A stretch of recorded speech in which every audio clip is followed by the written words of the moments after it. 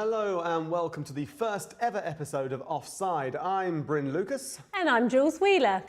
We've got a great show coming up for you today, including finding out about goalball. It's the phenomenal sport that has really captured the imagination of the public during the Paralympics. And we've got special guest Steve Troy, who is a goalball player, to tell us all about it. Yes, indeed. And later on, Ben Simmons is going to be explaining the intricacies of the offside rule. But first, standing at football matches is an issue that causes great debate throughout the course of the season. Some people argue against standing at football matches. However, standing safely is an issue that's not often discussed. And despite it not often being spoken about, there is an alternative option.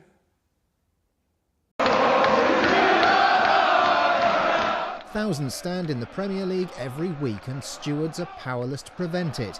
Fans at Hanover 96 get the stadium rocking at every game, standing at specially designed rail seats. Here at Hanover 96 there are 3,000 of these rail seats in the home end. That's 3,000 fans if seated, or if they're configured like this, 5,700 standing. Now that's great revenue for the club, the fans love it, and it massively improves the atmosphere. If there's a European or international match here, quite simply a member of staff goes along the rows with a tool like this, turns that, and hey presto, it's a seat. In Hanover, all the supporters accept this, they like it, and we have no problems with this.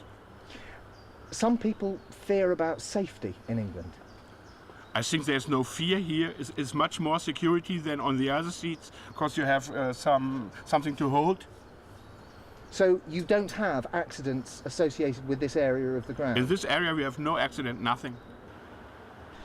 Fans and clubs alike know that standing, allowed at many other sports like rugby grounds for example, makes for a better atmosphere. Doing so in low-backed seats does sometimes cause accidents, and it irritates those who do want to sit because their view's blocked. Campaigners in England want the authorities to follow the Scottish example and give permission to trial rail seats. One man on the pitch during the fateful game at Hillsborough, which brought the end of traditional terracing, would love to see rail seats at the club he now manages. The supporters deserve the choice and the option whether they want to sit or stand, and we all understand what happened 20 odd years ago at Hillsborough, but things have moved on tremendously since then, and they now have a system available to them where they can safe stand. You know, majority of fans, it seems to be, stand anyway from their seats, which we know isn't altogether safe, so why not give them an opportunity to stand safely. Season tickets for the standing area at Hanover sell out first, such is their popularity with the fans. Hanover's players at an open training session, surrounded by fans with whom they say they have a special bond, one made all the stronger because they can get the crowd up on their feet. We're lucky to be joined today by Jon Darch from the Safe Standing Roadshow. So Jon, can you explain to us a little bit more about the campaign for safe standing? Well, the campaign's been going probably some 20 years now, run primarily by the Football Supporters Federation. And I've been helping in the last few years, in particular the last 18 months, with the roadshow that we'll have a look at later, showing the rail seats that we saw just now in the video. Mm-hmm. As you know, our grounds in the top two divisions, the Premier League and the Championship, any politician would tell you are all-seater stadia. But in reality, they're all-seater in name only, because despite what Lord Justice Taylor said 20 odd years ago, that fans would get used to sitting down, fans have not got used to sitting down, and in fact they're probably standing in greater numbers now than they have been in the last 5, 6, 7 years. So in every ground in the top two divisions, where there are indeed only seats, a lot of fans are actually paying the price of a seat ticket and then choosing not to use that seat but to stand up. And what's the issue with the fans wanting to stand up but still having a seat ticket? Is there an actual problem there? The issue really is one of customer care and whether or not those fans feel welcome, because although they are standing up at their seats and contributing a great deal to the atmosphere in the stadium, as many clubs acknowledge and recognise and indeed tacitly encourage, the reality is they're in breach of ground regulations, and so therefore they feel a bit like criminals. They aren't being welcomed with warm arms, say please come in, create the atmosphere for us, create the spectacle, the theatre, even if the match is boring, let's have some exciting, loud, passionate fans. And wouldn't it be better to have those loud, passionate fans standing as they do now, but standing in an area designed for the purpose? Because currently they're standing behind low back seats that come up into shin high, and if your team scores and you jump up and down, you can easily, well, lots of fans will scrape their shins on the back of a seat, and you can, if worst comes to worst, fall forward into the row in front. I was going to say, for example, at the Emirates, there is a certain block, which I do know, which has been made to stand up, the standing section.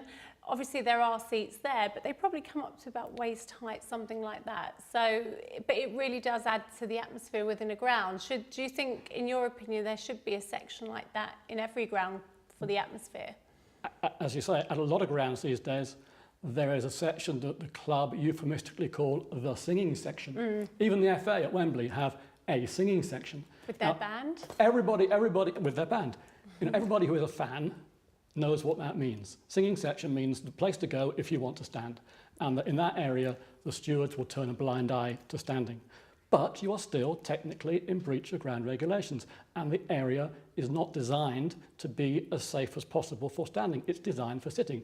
And the seat backs really don't come up much higher than, as I said, less than below your knee, shin height. So it's very easy to fall forward into the row in front. Now we're going to be looking, I know we're looking at the seating in just a bit, but are you suggesting that all-seater stadiums that have spent the amount of money that stadiums have been and designed to be all-seaters suddenly turn into a seater and seating stadium? We're suggesting that football club directors and chief executives ought to have the freedom to sit down around the boardroom table with their architects and do the sums.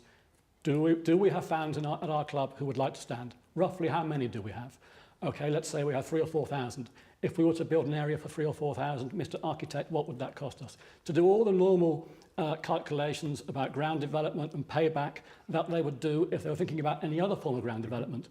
But at the moment, the rules and regulations, the law of the land to a certain degree, doesn't let those club directors and executives sit down and have that discussion.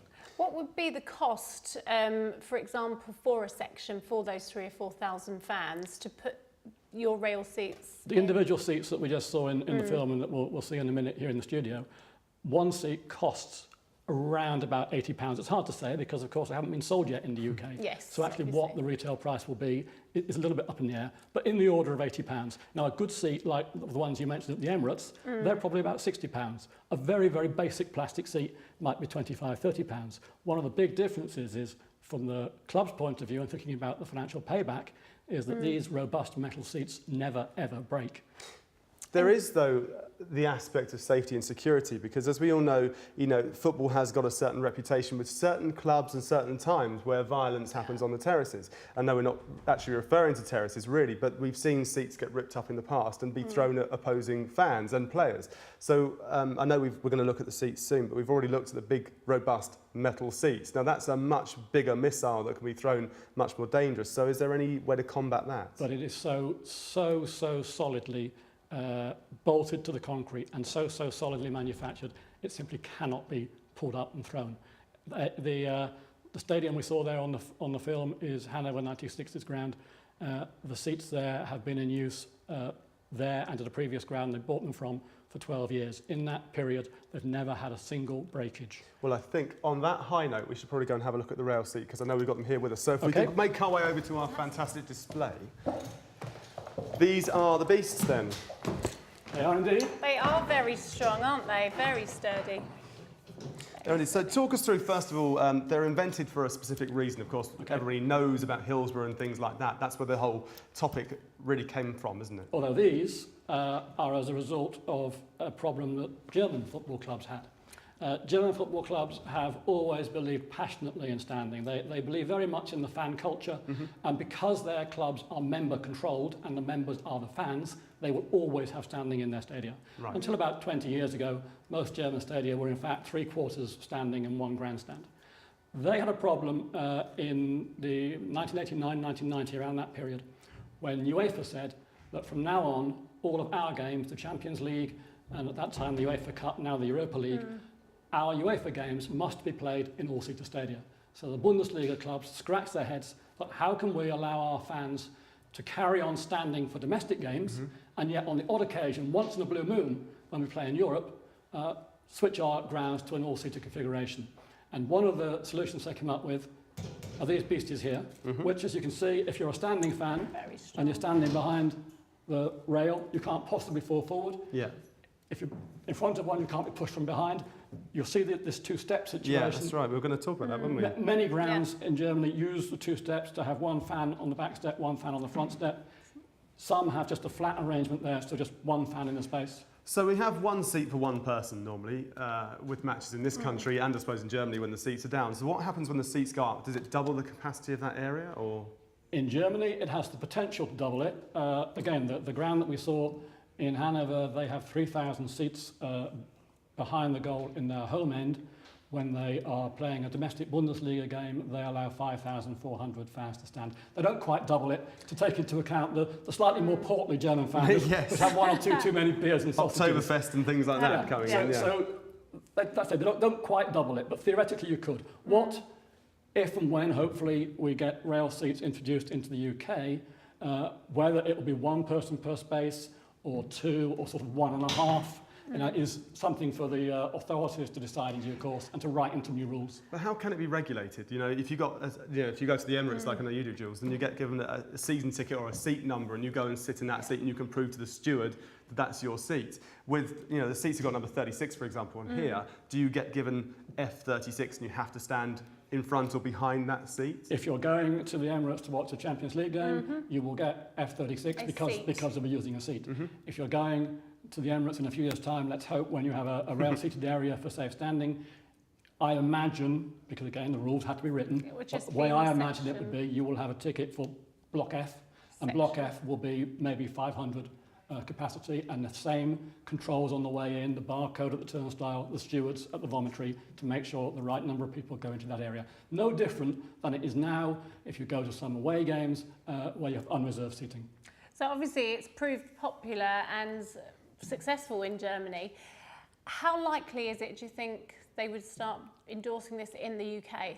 Well, I think what this campaign is hoping to do is to ask politicians to look at the situation we have today. We have, as I said, nominally all-seater stadia, but if they watch a match of the day and look behind the goal, every Saturday night they'll see thousands and thousands of fans standing. And as I say, they're not standing in a terribly safe environment. They can fall forward easily. So why not make those fans feel more welcome and give them an area with a rail in front of them, a rail behind them.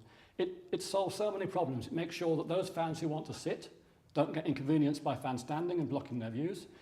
If the arrangement of more than one fan per space were to be allowed, it would give the clubs the opportunity to be more socially inclusive in their ticket pricing. Say, for instance, I don't know what it costs for a ticket at Arsenal, a horrendous amount of money. Say it costs £60. Not as much as some, Say it costs yes. £60 for a seat. Well, say they were to be socially inclusive and offer standing for £35, and they get two people. They've offered a lower price, so the working man has a chance again, perhaps, or working lady of coming, but they're making £70 out of that space rather than 60. So it's win-win. But also, I think, as well, which is productive for terracing, We don't use the T word. That's an important part of the campaign. We are not talking about going back to anything. But why is the word terrace such an outlawed word? Because, I mean, I go and see Aldershot Town, that's my local club that I go and support, and we stand on terracing, and, fans quite like that word, terracing. So it seems stupid to alienate fans from a word they like to use just because the governing body don't like it. And isn't it daft that you can go and watch Aldershot and stand on terraces? Today you can go and watch Peterborough United in the Championship and stand on a terrace. Yeah. But if they stay up this season, they'll have ended their 3 years of crossover time, and as of next August, their home terrace suddenly becomes unsafe. If they get relegated, that home terrace is still safe. Absolutely. Isn't it daft? Great. Thank you very much for coming in today, John, and good luck with the future. Thank you very much. Yes, thank you very much to John. Now, of course, we're going to find out the website for you and put it down on the screen for you a little bit later on so you can get all the information about safe seating as well. Later in the show, when we come back after this break, we're going to be looking at Goalball with Steve, of course, Steve Troy, and looking at the offside rule too. Don't go anywhere.